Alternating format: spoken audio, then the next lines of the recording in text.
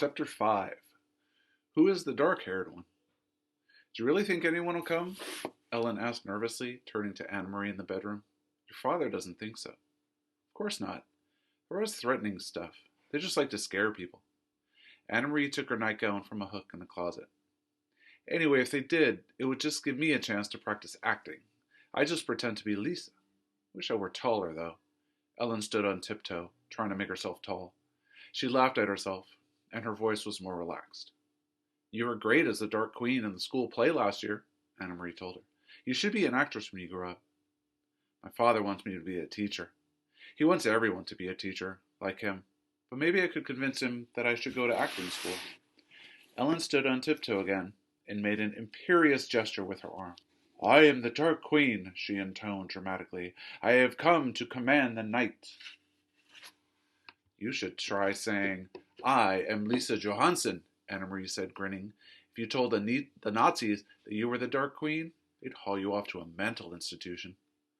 Ellen dropped her actress pose and sat down, with her legs curled under her, on the bed. They won't really come here, do you think? She asked again. Anna Marie shook her head. Not in a million years. She picked up her hairbrush. The girls found themselves whispering as they got ready for bed. There was no need, really, to whisper. They were, after all, supposed to be normal sisters. And Papa had said they could giggle and talk. The bedroom door was closed. But the night did seem, somehow, different from a normal night. And so, they whispered. How did your sister die, Anna Marie? Ellen asked suddenly. I remember when it happened. And I remember the funeral. It was the only time I'd ever been in a Lutheran church. But I never knew just what happened. I don't know exactly, Anna Marie confessed. She and Peter were out somewhere together. And then there was a telephone call that there had been an accident. Mama and Papa rushed to the hospital. Remember, your mother came and stayed with me and Kirsty? Kirsty was already asleep, and she slept right through everything. She was so little then. But I stayed up, and I was with your mother in the living room when my parents came home in the middle of the night, and they told me Lisa had died. I remember it was raining, Ellen said sadly. It was still raining the next morning when Mama told me. Mama was crying, and the rain made it seem as if the whole world was crying. Anna Marie finished brushing her long hair and handed her hairbrush to her best friend. Ellen undid her braids, lifted her dark hair away from the thin gold chain she wore around her neck, the chain that held the Star of David, and began to brush her thick curls. I think it was partly because of the rain. They said she was hit by a car. I suppose the streets were slippery, and it was getting dark, and maybe the driver just couldn't see. Anna Marie went on, remembering. Papa looked so angry. He made one hand into a fist, and he kept pounding it into the other hand. I remember the noise of it. Slam, slam, slam. Together they got into the wide bed and pulled up the covers. Anna Marie blew out the candle and drew the dark curtains aside so that the open window near the bed let in some air. See that blue trunk in the corner? She said, pointing through the darkness. Lots of Lisa's things are in there, even her wedding dress. Mama and Papa have never looked at those things, not since the day they packed them away. Ellen sighed. She would have looked so beautiful in her wedding dress. She had such a pretty smile. I used to pretend that she was my sister, too. She would have liked that, Anna Marie told her. She loved you. That's the worst thing in the world, Ellen whispered. To be dead so young. I wouldn't want the Germans to take my family away, to make us live someplace else. But still, it wouldn't be as bad as being dead. Anna Marie leaned over and hugged her. They won't take you away, she said. Not your parents either. Papa promised that they were safe, and he always keeps his promises. You are quite safe, here with us. For a while they continued to murmur in the dark, but the murmurs were interrupted by yawns. Then Ellen's voice stopped. She turned over, and in a minute her breathing was quiet and slow. Anna Marie stared at the window, where the sky was outlined and a tree branch moved slightly in the breeze.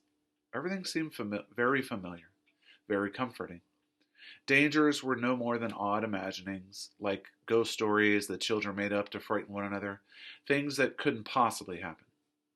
Anna Marie felt completely safe here, in her own home, with her parents in the next room and her best friend asleep beside her. She yawned contentedly and closed her eyes. It was hours later, but still dark, when she was awakened abruptly but the pounding on the apartment door. Anna-Marie eased the bedroom door open quietly, only a crack, and peeked out. Behind her, Ellen was sitting up, her eyes wide. She could see Mama and Papa in their nightclothes moving about. Mama held a lighted candle, but as Anna-Marie watched, she went to a lamp and switched it on. It was so long a time since they had dared use the strictly rationed electricity after dark that the light in the room seemed startling to Anna-Marie, watching through the slightly open bedroom door. She saw her mother look automatically to the blackout curtains, making sure they were tightly drawn. Papa opened the front door to the soldiers. "This is the Johansen apartment?" A deep voice asked the question loudly in a terribly accented Danish. "Our name is on the door, and I see you have a flashlight," Papa answered. "What do you want? Something wrong? I understand you're a friend of your neighbors, the Rosens, Mrs. Johansen," the soldier said angrily. "Sophie Rosen is my friend, that's true," Mama said quietly. "Please, could you speak more softly? My children are asleep." "Then you will be so kind as to tell me where the Rosens are." He made no effort to lower his voice. "I assume they are at home, sleeping. It's 4 in the morning, after all," Mama said. Anna-Marie heard the soldier stalk across the living room toward the kitchen. From her hiding place in the narrow sliver of open doorway, she could see the heavy uniformed man, a holstered pistol at his waist, in the entrance to the kitchen, peering in toward the sink. Another German voice said, "The Rosens' apartment is empty. We are wondering if they might be visiting their good friends, the Johansens." "Well," said Papa, moving slightly so he was standing in front of Anna-Marie's bedroom door, and she could see nothing except the dark blur of his back. "As you see, you are mistaken. There is no one here but my family." "You will not object if we look around?" The voice was harsh, and it was not a question. "It seems we have no choice," Papa replied. "Please don't wake my children," Mama requested again. "There is no need to frighten little ones." The heavy-booted foot moved across the floor again and into the other bedroom. A closet door opened and closed with a bang. Anna-Marie eased her bedroom door closed silently. She stumbled through the darkness into the bed. "Ellen," she whispered urgently, "take your necklace off." Ellen's hands flew to her neck. Desperately, she tried to unhook the tiny clasp. Outside the bedroom door, the harsh voices and heavy footsteps continued. "I can't get it open," Ellen said frantically. "I never take it off. I can't even remember how to open it." Anna-Marie heard a voice just outside the door. "What is here?" "Shh," my mother replied. "My daughter's bedroom. They are sound asleep." "Hold still," Anna-Marie commanded. "This will hurt." She grabbed the little gold chain, yanked with all her strength, and broke it. As the door opened and light flooded into the bedroom, she crumpled it into her hand and closed her fingers tightly. Terrified, both girls looked up at the 3 Nazi officers who entered the room. One of the men aimed a flashlight around the bedroom. He went to the closet and looked inside. Then, with a sweep of his gloved hand, he pushed to the floor several coats and a bathrobe that hung from pegs on the wall. There was nothing else in the room except a chest of drawers, the blue decorated trunk at the corner, and a heap of Kirsty's dolls piled in a small rocking chair. The flashlight beam touched each thing in turn. Angrily, the officer turned toward the bed. "Get up," he ordered. "Come out here." Trembling, the 2 girls rose from the bed and followed him, brushing past the 2 remaining officers in the doorway to the living room. Anna-Marie looked around. These 3 uniformed men were different from the ones on the street corners. The street soldiers were often young, sometimes ill at ease, and Anna-Marie remembered how the giraffe had, for a moment, let his harsh pose slip and had smiled at Kirsty. But these men were older, and their faces were set with anger. Her parents were standing beside each other, their faces tense, but Kirsty was nowhere in sight. Thank goodness that Kirsty slept through almost everything. If they had wakened her, she would be wailing, or worse, she would be angry, and her fists would fly. "Your names?" the officer barked. "Anna-Marie Johansen, and this is my sister." "Quiet! Let her speak for herself." "Your name?" He was glaring at Ellen. Ellen swallowed. "Lisa," she said, and cleared her throat. "Lisa Johansen." The officer stared at them grimly. "Now," Mama said in a strong voice, "you have seen that we are not hiding anything. May my children go back to bed?" The officer ignored her. Suddenly he grabbed a handful of Ellen's hair. Ellen winced. He laughed scornfully. You have a blonde child sleeping in the other room, and you have this blonde daughter. He gestured towards Anna Marie with his head. Where'd you get the dark-haired one? He twisted the lock of Ellen's hair. From a different father? From the milkman? Papa stepped forward.